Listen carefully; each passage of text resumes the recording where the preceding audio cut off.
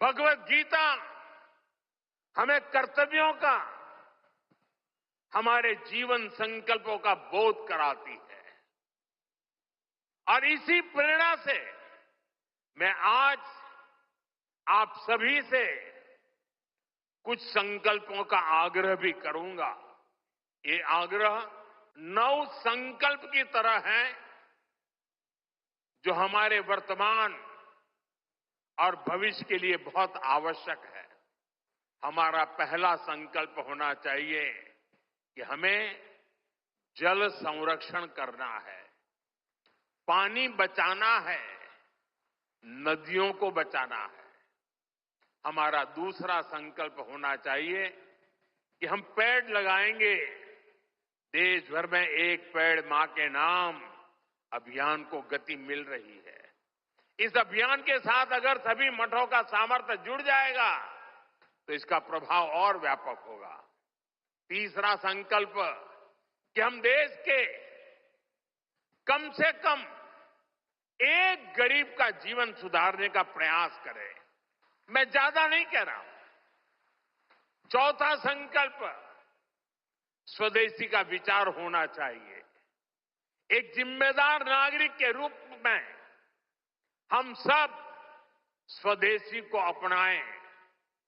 आज भारत आत्मनिर्भर भारत और स्वदेशी के मंत्र पर आगे बढ़ रहा है।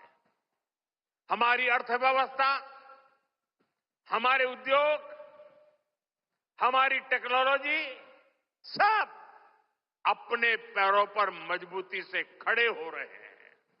इसलिए हमें जोर शोर से कहना है, वोकल फॉर लोकल। पांचवें संकल्प के रूप में हमें नेचुरल फार्मिंग को बढ़ावा देना है। हमारा छठा संकल्प होना चाहिए कि हम हेल्थी लाइफस्टाइल को अपनाएंगे, मिलेट्स अपनाएंगे और खाने में तेल की मात्रा कम करेंगे। हमारा सातवां संकल्प ये हो कि हम योग को अपनाएं, इसे जीवन का हिस्सा बनाएं। आठवां संकल्प मैन्युस्क्रिप्ट्स, पांडुलिपियों के संरक्षण में सहयोग करें। हमारे देश का बहुत सा पुरातन ज्ञान पांडुलिपियों में छिपा हुआ है। इस ज्ञान को संरक्षित करने के लिए केंद्र सरकार ज्ञान भारतम मिशन पर काम कर रही है। आपका सहयोग इस अमूल्य धरोहर को बचाने में मदद करेगा। साथियों, आप नौवां संकल्प लें कि हम कम से कम देश के 25 ऐसे स्थानों का दर्शन करेंगे जो हमारी विरासत से जुड़े हैं।